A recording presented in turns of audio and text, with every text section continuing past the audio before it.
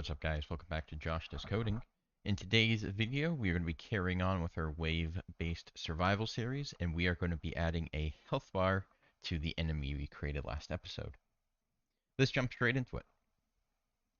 So we're going to come to our games folder, we're going to come to our enemies folder, and we are going to create a new folder, and we will call it enemy UI. If we open this up, we can right click, we can come to user interface, select widget blueprint, select user widget, and we will call this WBP underscore enemy health bar. Now we will add our canvas, and we will actually be adding the health bar now. So unlike the last UI we made, we don't want the health bar to cover the entire screen. So we're actually going to set a custom size. So in the top right here where it says fill screen, we can go to custom, and we'll set it to 200, 200. We could probably do 200 width, 100 height. And we are going to find a progress bar. We will add it in, and we'll just make it the entire size of this. What we might actually do as well is make it 250. There we go. And of course, the look of this, how big you want it, how small you want it, is completely up to you. So we'll rename this progress bar to health bar. And we'll make the fill color red. Of course, it doesn't have to be red. You can make whatever you want. And to preview this, under progress, you can just increase it from 0 to 1, and you can see your progress bar. Okay.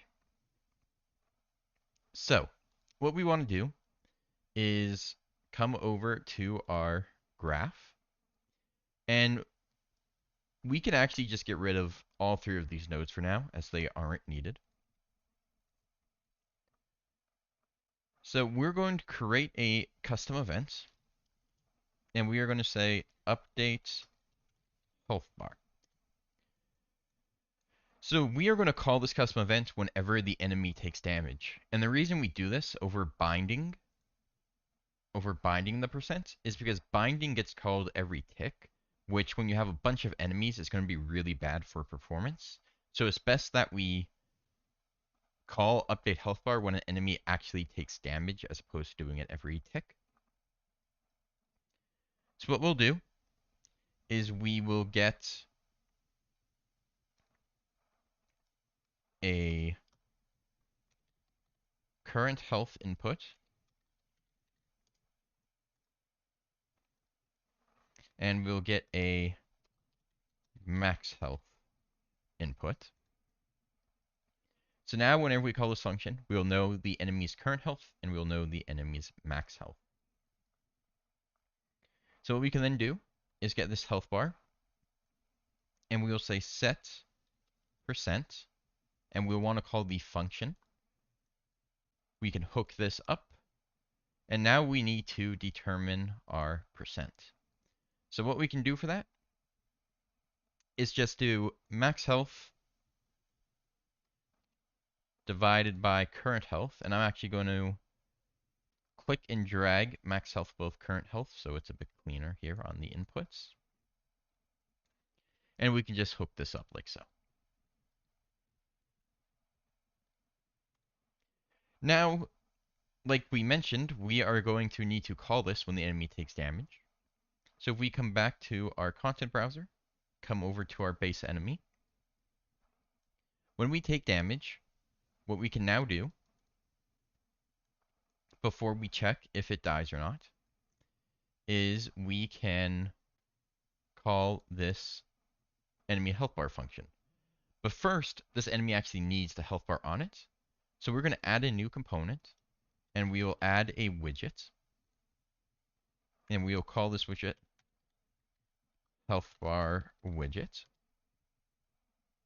Then we'll come over to the viewport. What we can do is we can Once it's selected, come to our Details panel. Under User Interface, we can set the widget class to be our newly created WBP enemy health bar. We can drag this wherever we want, so I'm going to want it to be right above the player's head. And we'll want to make the draw size 250. And you can see this is obviously quite a big health bar. So we're going to go ahead and adjust the draw size of this. So it actually looks like maybe we just want 100 and maybe 10 would be more appropriate. Just like so. And then we will go ahead and do the same thing in our widget designer. So we'll make it 110. We'll adjust the size of this to be 110. And of course, like I mentioned, you can do whatever you want with this, make it look however you like. Just like so. So now that we actually have our health bar, what we'll do is we'll bring it in. And from health bar widget, we will get widget. So this is going to return the widget, which is our WBP health bar. And with that, we will cast to WBP health bar. We are going to right click this out value and promote it to a variable. And we'll just call this WBP enemy health bar. So on begin play, we'll want to update our health bar right away. So we will call update health bar. We'll want to pass in our max health, and we'll want to pass in our current health. Now we're going to want to do the same thing when we take damage. So we're going to grab our reference to our health bar. We are going to call update health bar. So our current health will be here. We'll also just do a little reroute here to keep the code clean. Just like so. And for our max health, we can just drag in max health and hook it up. So now when we compile and save and we start our game, we'll have to walk in front of the enemy to see it, but you can see it has a health bar. However, it isn't updating when we shoot it. So if we open our base enemy,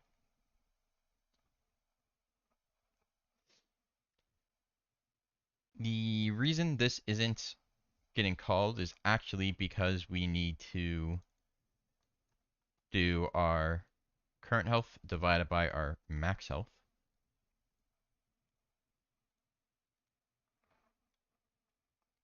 And now you'll see it's updating. I just made a little mistake there. So one more time, I'll actually drag a couple of these in. Just duplicate these guys so we can see it working.